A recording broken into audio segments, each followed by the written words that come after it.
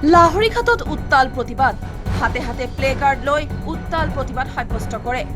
মৰিগাঁও জিলাৰ লাহৰীঘাটৰ তিতাতলা গাঁৱত হাতে হাতে প্লে কাৰ্ড লৈ উত্তাল প্ৰতিবাদ সাব্যস্ত কৰে কংগ্ৰেছ কৰ্মী আৰু গাঁওখনৰ স্থানীয় ৰাইজে।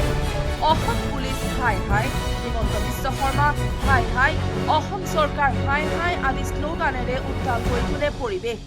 নগাঁৱৰ ৰূপহীহাটত সাংসদ ৰকিবুল হুছেইনৰ ওপৰত হোৱা বৰ্বৰ আক্ৰমণৰ ঘটনাক কেন্দ্ৰ কৰি আজি লাহৰীঘাটৰ তিতাতলা গাঁৱত এনেদৰে প্ৰতিবাদ সাব্যস্ত কৰা পৰিলক্ষিত হয়।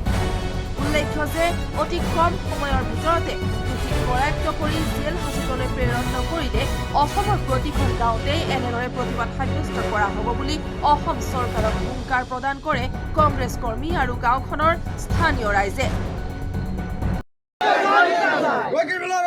ন্যায় বিচাৰো অসম চৰকাৰ হাই হাই, অসম চৰকাৰ হাই হাই, অসম পুলিচ হাই হাই, অসম পুলিচ হাই হাই, অসম চৰকাৰ হাই।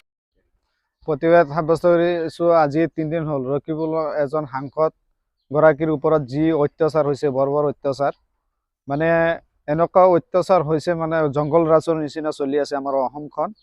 আৰু আমি এটা কথা জানিবলৈ বিচাৰি আছো হিমন্ত বিশ্ব শৰ্মাৰ ওপৰত, যে এজন সাংসদৰ ওপৰত যি বৰ্বৰ অত্যাচাৰ চলাইছে, আমি সাধাৰণ ৰাইজে মানে ভয় খাই গৈছো। অসম পুলিচে কি কৰি আছে? অসম পুলিচে গাত লগা নাই নেকি?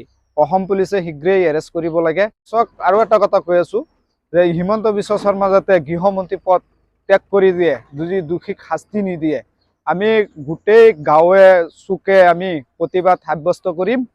আমি মানে এইটো সিদ্ধান্ত লৈছো গোটেই ৰাইজে, আমি কংগ্ৰেছ কৰ্মী আৰু গোটেই ৰাইজে মানে সিদ্ধান্ত লৈছো গাঁৱে চুকে আমি প্ৰতিবাদ কৰি যাম।